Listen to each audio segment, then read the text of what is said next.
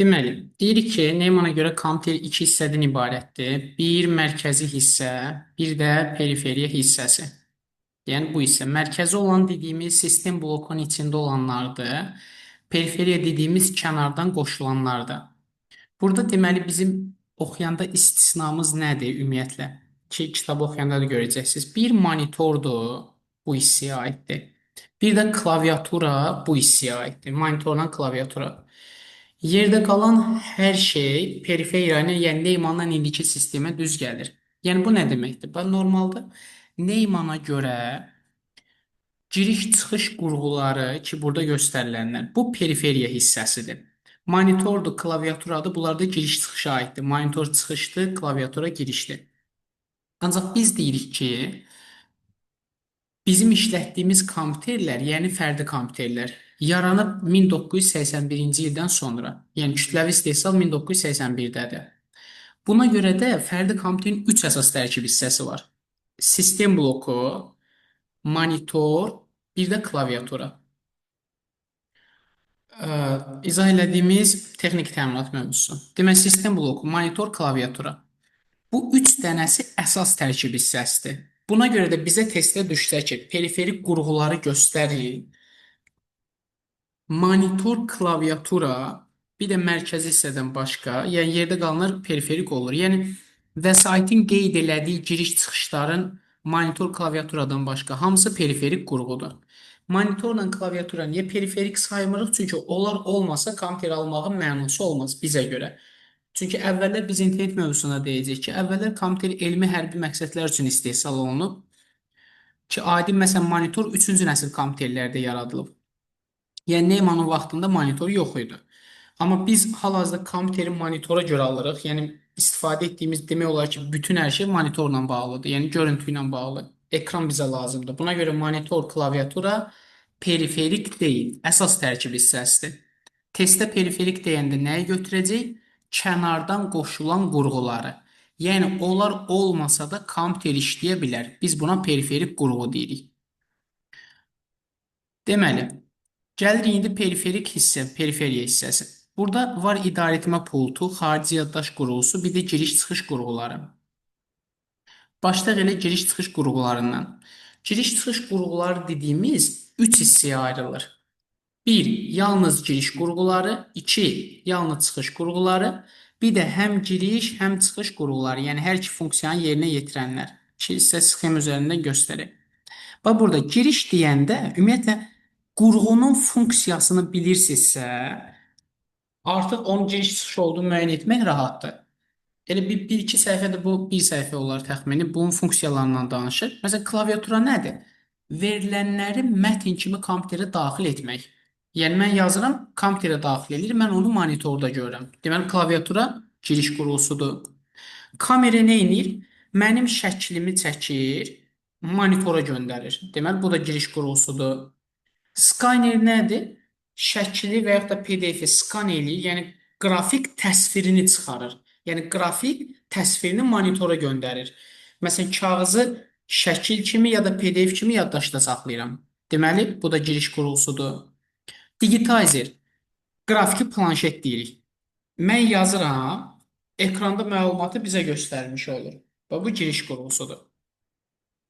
Yəni mən yazıram, kompüterə göstərir. Məsələn, hal-hazırda bu yazdığımız hissələr, burada nə hissə yazır, məsələn 2, üstəgəl 3, 5 və ya da qaralayırıq. Bunu eləyən digitalizerdən də eləyə bilərsiniz. Mouse'un düyməsini basmaqla da eləyə bilmək olar. Sonra TV tuner. TV tuner televiziya verilişlərinə baxmaq üçün istifadə olunan giriş qurğusudur. Yəni siqnalı çəkib monitora ötürür. Sonra mouse. Mouse əmrləri vermək üçün istifadə olunan giriş qurğusudur. Növbəti joystick, joypad, touchpad dediyimiz touchpad bu kompüterin sensor hissəsidir.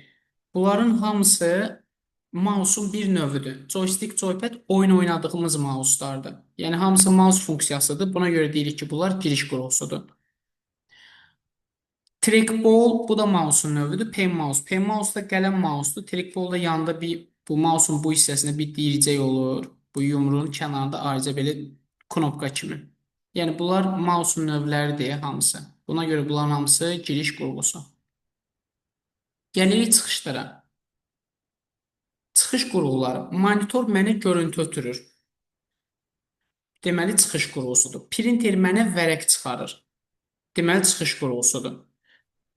Plotter printerin daha böyük formasıdır. O yolda gördüyümüz afişadır, banner, reklamlar və yaxud da yekə lövhələr bunları çıxaran bizə plotterdir. Çıxış qurğusudur. Proyektor eləcə də nə edir? Görüntünü məsələn lövhəyə vururuq, divara vururuq, yəni görüntünü çıxardır ki, göstərmək üçündür. Deməli çıxış qurğusudur. Qulaqlıqdır, səs kolonkaları və yaxud da akustik sistemlər deyirik. Bunlar çıxış qurğusudur. Çünki bizə səs ötürürlər. Məsələn, mikrofon odur ki, mən danışıram, səsimi kompüter ötürür, girişdir.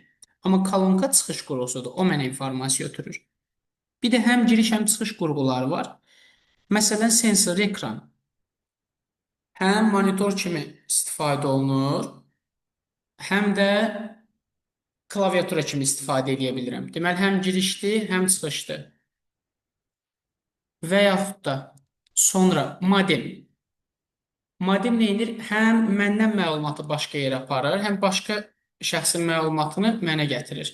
Deməli, həm giriş qurğusudur, həm çıxışdır. Yəni, məsələn, biz buna belə deyək də, modulyasiya, demodulyasiya, analoq rəqəmsala çevirir, rəqəmsalda analoq informasiya çevirir. Sonra video kart, səs kartı, şəbəkə kartı, faks aparatları, bunların hər biri hamısı həm giriş, həm çıxışdır. Çünki məsələn video kart həm görüntünü daxil etmək, həm görüntünü xaric etmək üçün istifadə olunan ana plata üzərində yerləşən qurğulardır. Bunlar üçü də video kartda, səs kartda, şəbəkə kartda. Belə bu giriş-çıxış qurğuları və bunların xarakteristikasından bəhs etdiksə, biz bunlarda ən əsas bizə lazım olan hissə monitordur, printerdir və bir də skannerdir. Bu üçünün bölgüsünü əzbərləməliyik. Deməli, monitorun 3 növü var. LCD, CRT, bir də plazma. Yəni maye kristaldır, elektron şüa boruludur, bir də plazmadır. Və bu 3 növ. Bu gördüyünüz böyük formada olan köhnə televizorlara bənzəyən bu CRT monitorlardır. Hal-hazırda kompüterlərdə istifadə etdiyimiz LCD monitorlardır bu isə.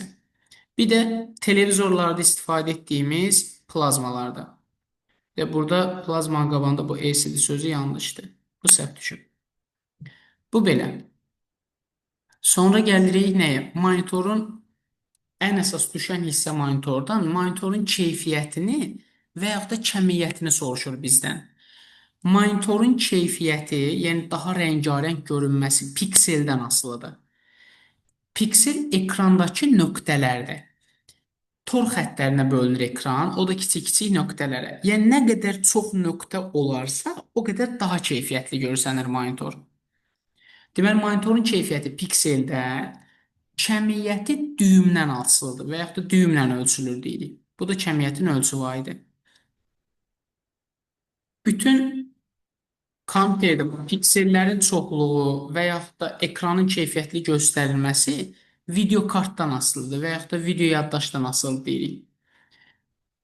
2018 ya 19-un qəbulunda belə bir sual verib ki, video alt sistemə nələr aiddir? Bu nə deməkdir ümumiyyətlə? Yəni mən görüntüyə baxmaq üçün, yəni kompüterdə, monitorda görüntünü görmək üçün və yaxud da bir kinoya baxmaq üçün mənə lazım olan qurğular hansılardır? 1. Monitor olmalıdır mütləq. 2. Adapter və driver olmalıdır. Bu nədir? Video driverdən video adapter. Adapter qurğu hissəsidir. Driver onun proqram hissəsidir. Məsələn, nümunəni kontroller keçən əvvəl demişdik deyəsən. Bir də driverdən müqayisə eləsək. Kontroller elektron sxemdir, yəni fiziki olaraq onu əlaqələndirəndir. Driver proqram olaraq onu əlaqələndirəndir. Yəni, məsələn, deyirdik ki, telefonumuzu qoyuruq zaryadkaya, USB ilə qoşduq kompüterə. Naqil olaraq əlaqələndirirsə, bu kontrollerdir. Proqram olaraq əlaqələndirirsə, yəni, məsələn, telefonda olan yaddaş hissəsi, məlumatlar ekranda görünürsə, bu artıq olur driver. Bu belə. Deməli, elektron sxem kontroller olmuş olur, proqram driver. Burada da elektron hissəsi video adapterdir, proqram hissəsi də video driverdir. Sonra gəlirik nəyə? Burada video, məsələn, video kart dediyimiz və yaxud da video yaddaş dediyimiz monitorun görüntüsü asılı olan hissə, yəni monitorun bütün keyfiyyəti asılıdır video kartdan, video yaddaşın tutumundan. Bu video kart özü 4 hissədən ibarətdir. Ona görə məsələn kompüterlərdə video kart olanda daha baha olmuş olur. Niyə? Çünki daha keyfiyyətli oyunlar üçün daha çox istifadə olunur və yaxud da qrafika ilə məşğul olan insanlar üçün. Bunun ayrıca özünün RAM hissəsi olur, video yaddaş deyirik.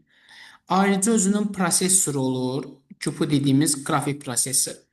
Testə düşəndə GPU desə, bu bildiyimiz prosessordur, mərkəzi prosessor sistemi. Bu GPU-dur. GPU desə, bu qrafik prosessordur. Yəni video kartın üzərində olan prosessordur. Bir də əlavə bağlayıcılar, yəni konnektor və yaxud da portlar, bir də soyuducu da kullerə deyirik, yəni ventilyasiya hissəsi. Bax özünün bu hissədə ventilyasiyası olur, soyutması üçün. Bax bu onun qrafik prosessorudur. GPU dediyimiz hissə. Bu da onun portlar hissəsidir.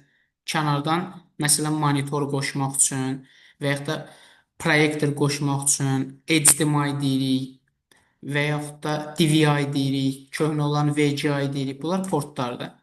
Məsələn, HDMI portu həm görüntü, həm səs ötürür. VGA portu yalnız görüntünü ötürmək üçün istifadə olunur. Monitordan ən vacib olan bunlar. Bunları bilsəz kifayətdir. Sonra gəlirik nəyə? Printerdən skanerə. Birinci printer deyə ya da skaner fərqi yoxdur. Bax skanerdən. Skanerin iki növü var. Bir əllə işləyən, bir də stol üstü. Əllə işləyən bu marketdə barkod oxuyan aparatı nümunə göstərmək olar. Barkod oxuduğumuz qurğunu, əllə tutduğumuz bu əllə işləyən skanerdir. Stol üstü skanerində özün 3 növü var. Flatbed, sheetfed, overhead. Bunlar nədir? Flatbed printerə bənzəyir. Baxın. Bax flatbed budur. Bu birinci. Bu flatbeddir. Bu hissəsinə vərəqi qoyuruq, örtürük üzərindəki qapağı, düyməni vururuq, başlayır lazer şüası gedir gəlir, skan eləyir və bunu PDF ya da şəkil kimi, JPEG kimi atır kompüterin yaddaşına. Bu biri hissə faksa bənzəyən sheetfeddir. Bu sheetfedə aiddir. Bu da baxın bu hissəsində şəklini çəkməklə sanki kənardan bir növ əllə işləyən skanerə bənzəyir. Sadəcə stolun üzərindədir, stol üstü sayılır. Bu da overhead skanerlərdir. Bu 3 dənə skaner, skanerin növü. Deməli, skaner bölündü 2 yerə. Əllə işləyən stol üstü. Stol üstüdə 3 növ var. Flatbed, sheetfed, overhead. Desə, hansı proyektora bənzəyir? Overhead. Hansı desə, printerə bənzəyir ya da printer funksiyasıdır və yaxud da qapağın örtülməsidir. Flatbed. Hansı faksdır? Sheetfed. Sheetfed faks olduğuna görə, yəni faksa bənzədiyinə görə daha doğrusu, sheetfeddə cildlənmiş vəsaiti skan etmək olmur. Yəni, cildlənmiş vəsait nə deməkdir? Tikilmiş vəsait. Məsələn, kitab kimi olan vəsaitlər. Çünki bu baraban vərəqi bu hissəyə yerləşdiririk. Bu hissəyə. Vərəq elə bunun içindən fırlanır, keçir bu biri tərəfdən çıxır. Bu hissədən çıxır. Bu içində fırlandığına görə məsələn, mən bura kitab qoya bilmərəm. Çünki bu nazik bir hissədir. Kitab buradan keçə bilməz. Buna görə deyirik ki, burada cildlənmiş vəsaiti, yəni tikilmiş vəsaiti skan eləmək olmur. Bu sheetfedin özəlliyi. Bu belə. Bir də gəlirik çıxış qurğularından printerə. Printer bölünür 2 yerə. Zərbli, yəni zərbə ilə işləyən, bir də zərbsiz printerlər, yəni zərbəsiz. Elə bil səsli işləyən, bir də səssiz işləyən. Bu kimi bölmək olar. Zərbli dediyimiz şey overi kitab yerləşdirmək olur. Bəs nədir? Overidə də olur kitab yerləşdirmək. Eyni ilə flatbeddə də olur. Kitab yerləşdirmək dediyim, baxın, məsələn, bura kitabı qoyub overidə. Vurur, skan elədi, sonra vərəqi fırlayır. Özümüz əlimizlə idarə edirik. Yəni vərəqi fırlayırıq, o bir vərəqi skan eləyirik. Yenə bu şəkildə. Burada deyilən qapağı açırıq, digər vərəqi çeviririk, skan eləyə bilir. Amma kitabı Sheet-fetdə skan etmək üçün gərək kitabı kəsək, vərəq halına salaq, yerləşdirək bura, özü vərəq-vərəq götürüb skan eləsin. Amma burada bütöv kitab bunun içindən keçə bilmir deyə skan ola bilmir. Burada deməli printer böldü iki yerə, zərbə ilə, yəni səslə işləyən, bir də səssiz işləyən. Zərfli özü bölünür iki yerə. Liter, matris, zərfsiz bölünür üç yerə. Şırnaqlı, lazerli, bir də termiki dediyimiz termoprinterlər. Buradan nə sual verir ümumiyyətlə? Ya printerin növlərini soruşur, zərfli, zərfsiz. Ya soruşur zərfliyə nə aiddir? Liter, matris, zərfsizə nə aiddir? Şırnaq, lazer, termiki. Ya da soruşur ki, bunlar nə ilə işləyir? Hansı prinsipdən işləyir? Literli printerlər çəkic prinsipi, yəni çəkicin vərəqi döyəcləməsindən işləyir. Matrisli iynə ilə işləyir. İynənin üzərindəki rəngin vərəqə tıqqıldatmasından. Şırnaqlı mürəkkəblədir. Mürəkkəbin püskürdülməsi. Ümumiyyətlə, printerin içində bir baraban olur. Yəni, toner deyirik və yaxud da katric deyirik, rənglər. O rəngin içindəki maye şəklindədirsə, mürəkkəb şəklindədirsə, buna şırnaqlı printer deyirik. Əgər o toz formasındadırsa, o lazer və ya termoprinter olur. Termoprinterin lazerlidən fərqi termoprinter termiki printer, termos kimi. Vərəqin qızdırılması nəticəsində vərəq qızır, rəng ona yapışır. Bu şəkildə printer çap eləmiş olur. Yəni hər hansı vərəqi çıxartmış olur. Bu da printerin növləri. Bir də periferiyada bizə lazım olan ən əsas hissə xarici yaddaş qurğularıdır. Bu hissəni dedik, deməli, giriş qurğuları var, çıxış qurğuları var. Bir də giriş-çıxış qurğuları. Bu giriş-çıxış qurğusu periferiyanın bir bölgüsüydü. Digər bir bölgüsü xarici yaddaş qurğularıdır. Xarici yaddaş qurğuları optik disklər var. Bunlar CD, DVD-dir, Blu-ray-dir. Yəni yumru disklər. Sonra var, deməli, digər maqnit diskləri, o bölgü kimi konspektdə verməmişəm bildiyim qədər. Kitabda da ayrı-ayrı hissələrdə yazıb. Yəni konspektdə də ayrı, ardıcıl şəkildə deyil. Bax, xarici yaddaş qurğuları. Bir, optik disklər var ki, şəklini göstərən. Bax, bu optik disklərdir. CD, DVD. Bunlar optik deyirik. İnformasiya lazer vasitəsindən oxunur bunlarda. Bir maqnit lenti var. Bu strimmerdir. İnformasiya lent üzərindən oxunur. Digərlərinə də maqnit diskləri deyirik. Demək, disklər 3 cür qruplaşdırıb. Amma testdə demir neçə ilə bölünür. Sadəcə sual necə verir? Optik disklər hansıdır deyir? CD, DVD. Məsələn, bax, burada bu şəkildə qruplaşdırılmış. Optik disk, CD, DVD, Blu-ray. Burada informasiya nə ilə oxunur? Lazer şüası vasitəsilə. Maqnit disklərində nədir? FTD, hard disk. Bunlarda maqnit başlıqlarından oxunur. Bir də maqnit lenti var. O da strimmerdir. Orada da informasiya lent üzərindən oxunur. Bu bir xarici yaddaşdan. Bir də xarici yaddaşdan bizə nə düşər? Həcmin azalması şəklində soruşar və yaxud da ən böyük xarici yaddaş qurğusu hansıdır? Bu şəkildə. Mən azalma ardıcıllığından deyim. Ən böyük xarici yaddaş qurğusu strimmerdir. Həcmi ən çox olan. Bu birincidir. İkinci ən böyük hard diskdir. HDD. Bu ikincidir. Winchester dediyimiz və yaxud da sərt disk dediyimiz ikinci ən böyük olan budur. Üçüncü ən böyük olan flash kartdır. Bu üçüncüdür. Üzr istəyirəm, SSD-də üçüncü bu. Sonra dördüncü gəlir flash karta. Ardıcıllıq olaraq siz mütləq biri və ikini bilməlisiniz. Yerdə qalanlar bu flash kartdan sonra DVD gəlir, 5-ci, sonra CD gəlir, 6-cı, ən axırıncı da FTD gəlir. Burada, məsələn, testdə flash kartdan SSD-nin müqayisəsini verməz. Niyə? Çünki SSD-nin 64 GB-lığı da var. Flash kartın 128 GB-lığı, 256-lığı da var. Sadəcə, biz burada niyə deyirik ki, SSD, məsələn, flash kartdan böyükdür? Ən böyük SSD ən böyük flash kartdan daha böyükdür məntiqindən deyirik. Yəni, məsələn, SSD 2 TB-a qədər gedir, amma flash kart 2 TB-a qədər gedə bilmir. Yəni, 2 TB flash kart yoxdur, o məntiqlə deyirik. Bu belə. Bir də həm də bunların üzərindən sual verməz imtahanda. Çünki Müasir texnologiya yenilənir deyə, məsələn, hal-hazırda 512-li flaşka var, amma məsələn, bu demin yazdı, qeyd elədiyi budur. Dolayısıyla dəyişən yenilik üzərindən konkret fərqlənəni verir. Yəni, məsələn, hal-hazırda ən böyük hard yaddaş streamerdir. Bu bir nömrə. İkinci ən böyük hard diskdir. Ən kiçik yaddaş da FTD-dir. Bu floppy disk dediyimiz. Bu da ən kiçikdir. Bir də bu ardıcıllığı bilməlisiniz. Bu da belə. Bir də bu periferiya dediyimiz şey kənardan qoşulan qurğulardır. Burada deməli sistem blokunun üzərində indikatorlar olur, lampalar.